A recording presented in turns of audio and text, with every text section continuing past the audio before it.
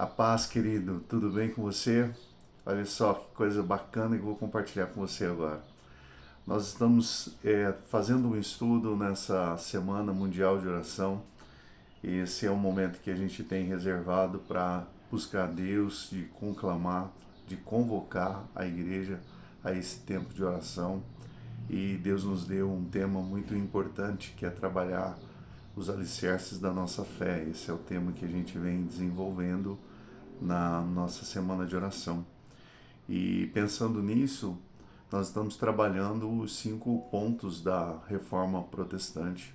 E tem sido uma experiência maravilhosa revisitar esses pontos, porque são extremamente importantes, necessários para a nossa fé. E quando a gente pensa em fortalecer as bases da nossa fé, nós precisamos ir para os fundamentos que nos trouxeram até aqui. Quando a gente fala sobre os 5 pontos da reforma protestante, né?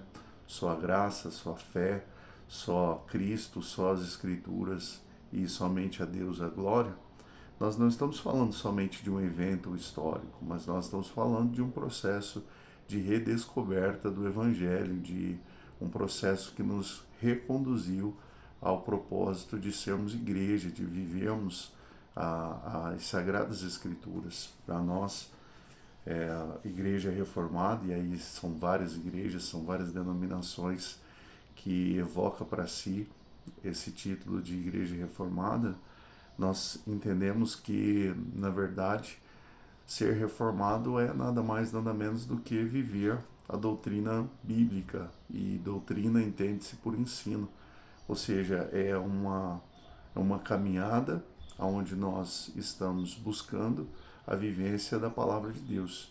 Nada mais do que isso. E esse é o nosso propósito. Por isso, nós estamos trabalhando esses 5 pontos fundamentais que movem a fé da vida cristã, que nos dá o direcionamento que nós precisamos.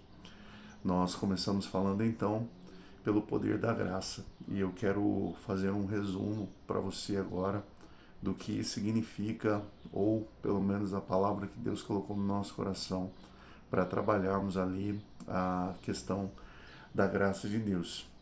E foi uma experiência muito especial, uma experiência maravilhosa, onde nós tivemos a oportunidade de abordar 2 aspectos. O primeiro aspecto, o aspecto mais histórico do processo de construção da doutrina da graça, e depois uma aplicação, algo mais voltado assim para a prática da vivência da graça no nosso dia a dia.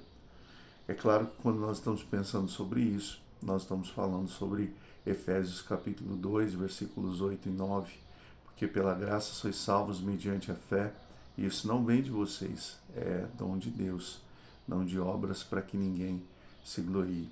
E isso causa um impacto muito grande no que diz respeito à fé cristã, porque um dos princípios básicos da fé cristã é que nós não fundamentamos a nossa salvação ou o nosso relacionamento com Deus por obras.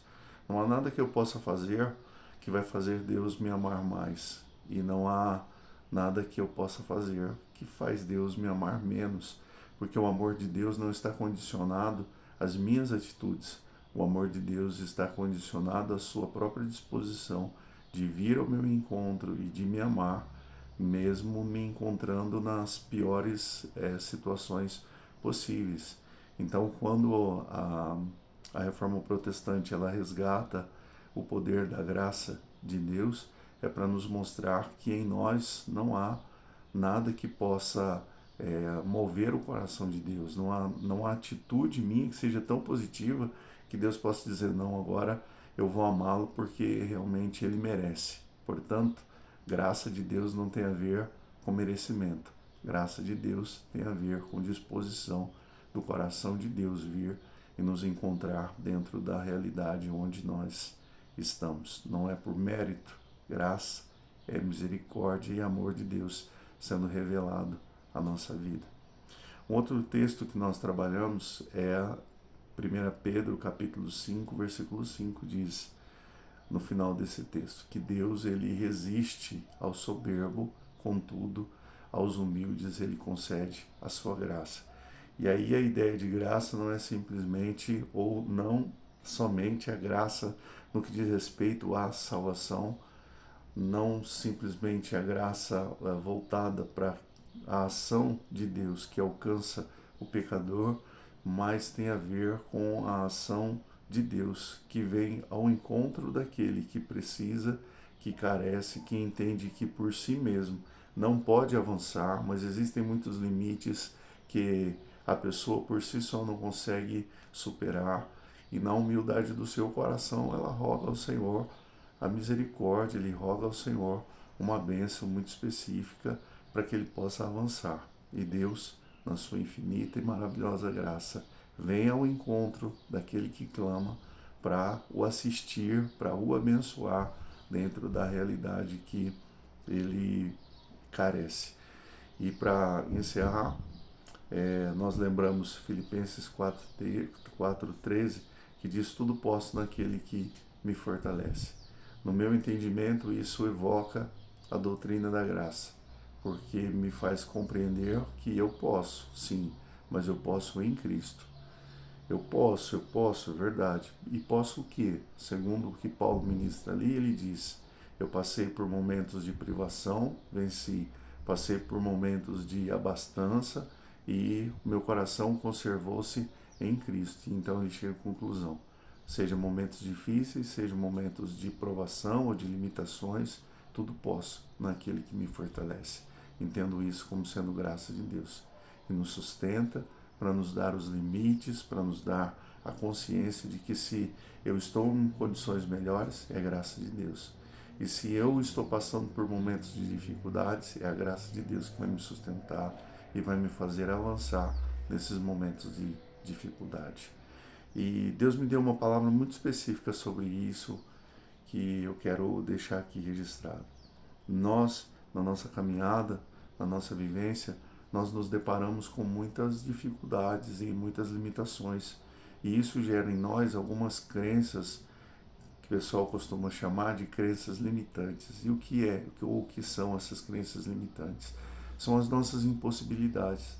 Então eu olho para o meu futuro e não consigo enxergar possibilidades de viver algo diferente do que eu estou vivendo hoje, dentro das privações, das necessidades, das lutas e dos problemas que me aflige por conta de uma série de situações que eu tenho vivenciado, que eu tenho experimentado.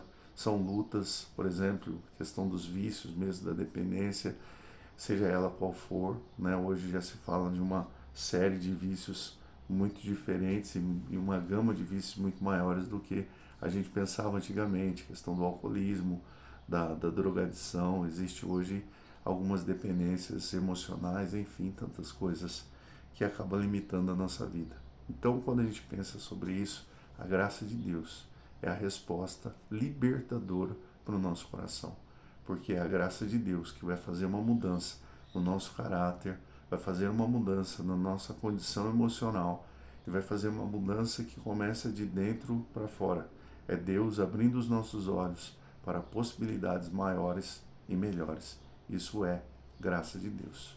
Então, que a graça de Deus seja sobre a tua vida, alcance você onde você estiver, na condição em que você estiver, para que você possa viver o melhor de Deus. Forte abraço, Deus te abençoe, fique na paz do Senhor.